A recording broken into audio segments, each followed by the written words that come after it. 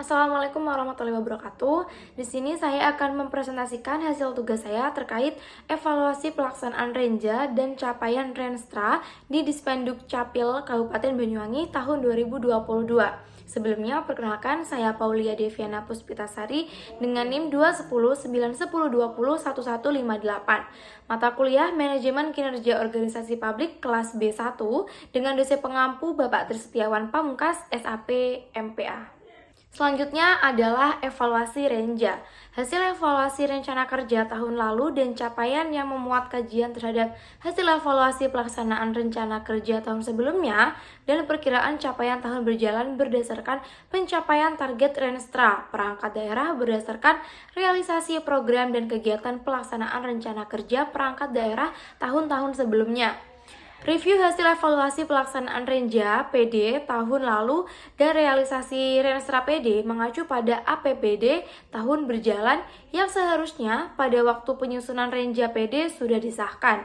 Selanjutnya, dikaitkan dengan pencapaian target Renstra PD tahun-tahun sebelumnya. Review hasil evaluasi pelaksanaan Renja PD tahun lalu dan realisasi Renstra PD mengacu pada hasil laporan kinerja tahunan PD dan atau realisasi APBD untuk PD yang bersangkutan.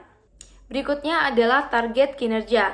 Nah, berikut adalah tabel dari pelaksanaan dan realisasi capaian kinerja Renja program pada tahun 2021.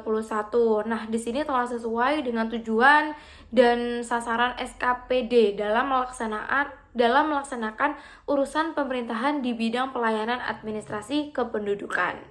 Nah, berikut adalah tabel target indikator kinerja utama pada tahun 2020 sampai di tahun 2021. Adapun tujuan strategisnya yang pertama adalah meningkatkan kualitas pelayanan dan cakupan administrasi kependudukan. Yang kedua yaitu meningkatkan kualitas tata kelola dan layanan publik gitu. Di sana terdapat sasaran strategis, indikator kinerja utamanya apa, lalu ada target tahun antara 2020 sama 2021, lalu ada sumber data dan keterangan. Selanjutnya adalah realisasi indikator kinerja utama. Nah, pada tabel ini terdapat target dan realisasinya. Yang pertama ada persentase database kependudukan yang valid dan update. Di sini terlihat dia untuk realisasinya melebihi target. Untuk targetnya di 95%, nah untuk realisasinya dia ada di 95,25%. Kemudian untuk persentase penduduk yang memiliki KTP elektronik yaitu untuk targetnya ada di 98% dan realisasinya juga lebih tinggi yaitu di 98,0%. Lalu ada cakupan kepemilikan akte pencatatan sipil. Di sini untuk targetnya 80% dan realisasinya cukup tinggi yaitu di 85%. Dan yang terakhir indeks kepuasan masyarakat. Untuk di indeks kepuasan masyarakat ini masih belum mencapai atau memenuhi bahkan melebihi target, yaitu untuk targetnya di 92,50%, sedangkan di realisasinya itu hanya 85,11%. Untuk selanjutnya adalah proses nilai sakip di Dinas Kependudukan dan Pencatatan Sipil Kabupaten Banyuwangi. Untuk mengetahui sejauh mana instansi pemerintah mengimplementasi sakip sekaligus untuk menjaga konsistensi implementasi sakip dan mendorong adanya peningkatan kinerja, maka setiap tahun itu dilaksanakan evaluasi implementasi sakip pada instansi pemerintah oleh aparat pengawasan internal pemerintah atau APIP pada inspektorat. Progres nilai hasil evaluasi sakip di Dinas Kependudukan dan Pencatatan Sipil Kabupaten Banyuwangi tahun 2016 sampai 2020 sebagaimana tabel berikut. Pada tahun 2016 masih belum terlihat nilainya berapa dan yang 2017 juga tidak tertera.